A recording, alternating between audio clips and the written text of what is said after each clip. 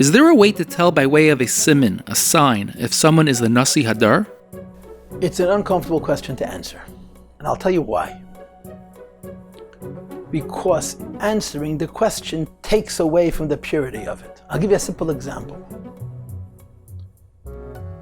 A lot of people are preoccupied with proof for God. Proof means that there's a God. Proof. They consider it a part of the development of their faith to have proof that the God exists. And it's true, it is a part of being a believer to have proof that there's a God.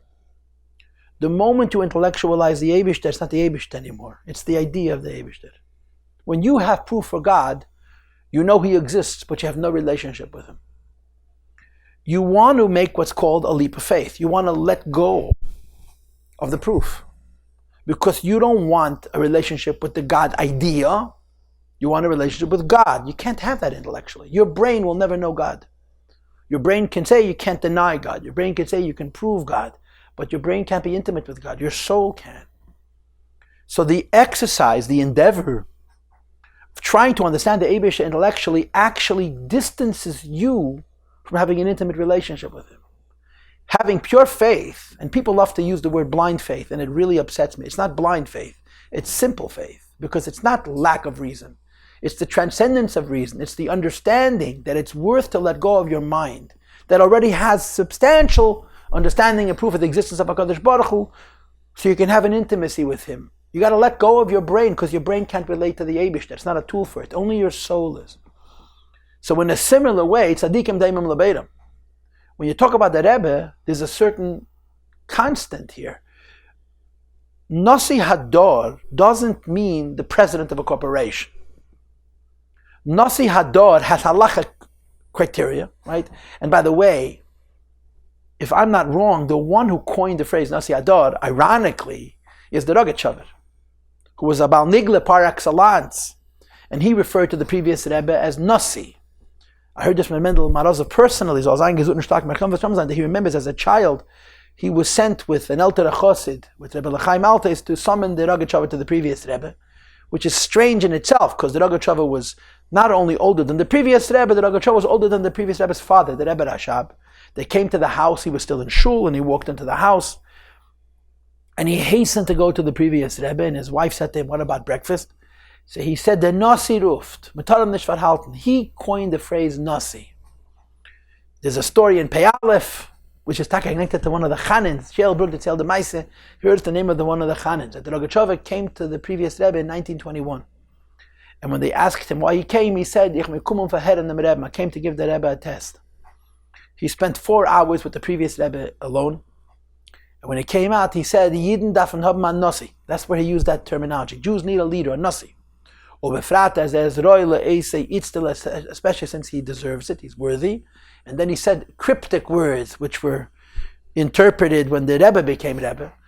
In that order, a son-in-law precedes all, a son precedes all. And people were saying that this was a Niba of Layoda, Maniba, when the previous Rebbe passed away with no sons.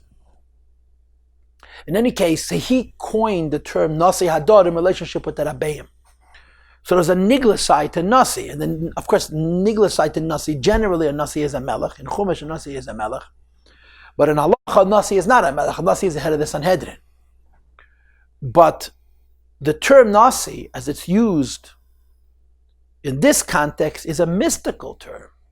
The concept of Nasi, it says in Kilas Yankiv, which is a Kabbalah Sefer, that Nasi means Nitzutze Shel Yankiv Avinu, a spark of Yankiv Avinu's neshama. And just like Yankiv Avinu had within himself every Jew that would ever exist, because he's the father of the entire nation, so in every generation, the Nasi is Nitzutze Shel Yankiv Avinu. His neshama is called a neshama klolis, a general soul, and encompasses the souls of the entire generation. And that's what makes him a Nasi. In other words, Nisios, a Nasi, is a mystical idea. Of course, a Nasi is also a Rebbe and a leader and a Chacham and a Navi. The famous letter from the Rebbe from Gimel Tamas Tafshin Yud, where he enumerates all of the miles of a Rebbe, and he says, Iker Chasam and Sefer Nasi. So, when you say prove who is a Nasi, that idea distances you from the Nasi himself. It's an infant Amunah. What do we know about Nasi? You know, the Alter Rebbe had a chassid named Michal Apotzker, yeah? So Machzadek had a chassid named Hillel Paracher. They were such spiritual people, they related to the neshama. You relate to the neshama, you know Nasi in a microcosm, in a small way, by experiencing it from the levels of the neshama, the highest levels of the neshama, the chaya and yechida. What do we know? We have just a munah. And the engaging in the arguing and the proving takes away from us the necessary bittul, the necessary amunah that we must have in having a relationship with the Nasi Hador. So the question itself is disturbing. In other words, you don't want to ask the question. Not because the question doesn't have an answer, because the question takes away what a Rebbe and a Chassid relationship is. When you intellectualize Rebbe Chassid, it's not Rebbe Chassid anymore. But still, the Rebbe himself, on many occasions, explained how you see Nasi. And one of the things the Rebbe said, the Rebbe told one story of Abreng, and the two boys came to interview him for a newspaper.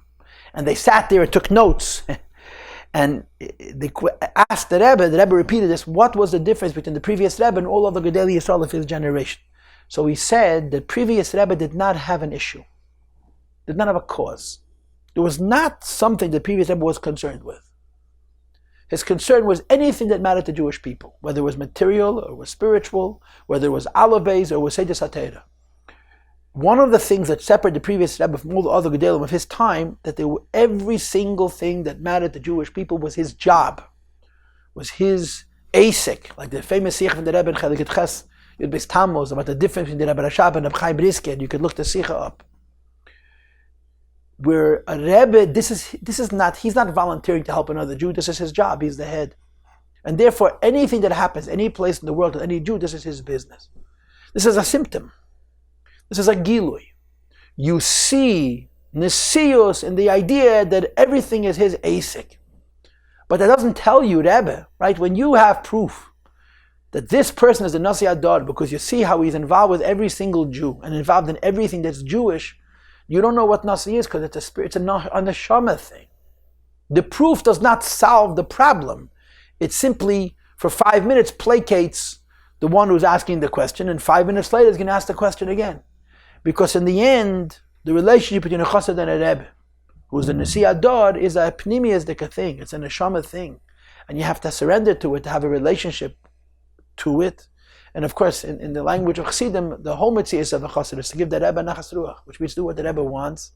And this gives us a relationship with the Nasi Hador, on some level, on a ruchniistic level also.